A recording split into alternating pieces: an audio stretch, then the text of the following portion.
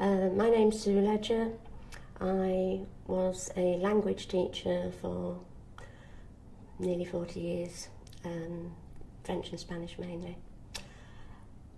But I had to retire early because I started suffering chemical sensitivity after a head injury in a road accident. But the electrical thing has been devastating. I've never in my life, and I've been through some pretty nasty things in my life. I lost a brother as a child. My first marriage was a divorce. I lost my second dearly beloved husband to an industrial disease, mesothelioma from asbestos. Had a really rough time, but always got through everything until I was at the stage with the electrical of not being able to sleep and not being able to eat and not being able to get rid of the crushing in my head, that I honestly, for the first time in my life, just couldn't have given a damn whether I was alive or not. So my journey then started with eliminating things from my life. I couldn't use a phone, I couldn't use a computer. My throat would close up, I would be on the verge of fainting, I did collapse on occasions.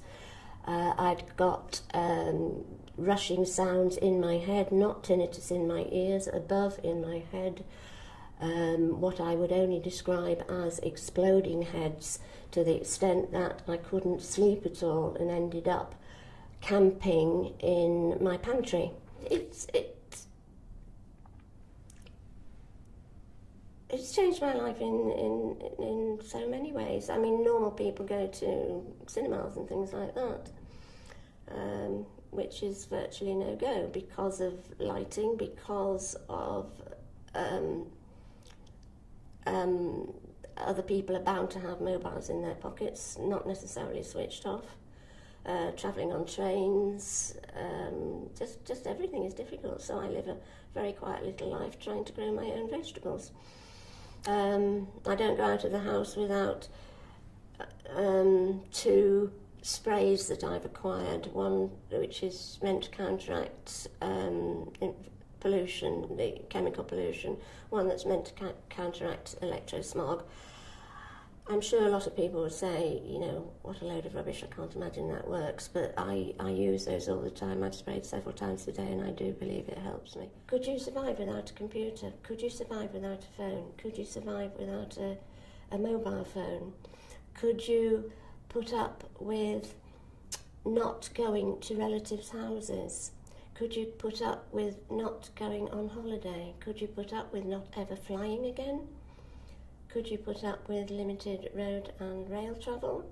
What sort of a life do you think this is? Because I don't think, unless anybody's lived through it, they understand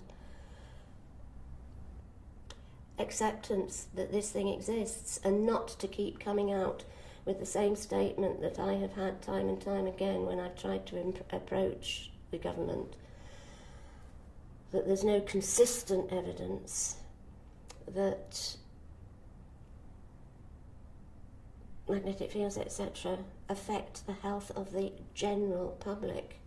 And those are two nasty little weasel words, the consistent and the general, which are implying really that we have some evidence that it does affect some members of the public. The medical profession are difficult though. They don't like us. I was told by my GP that you're not coming in, you're not wearing that netting in my surgery at one stage.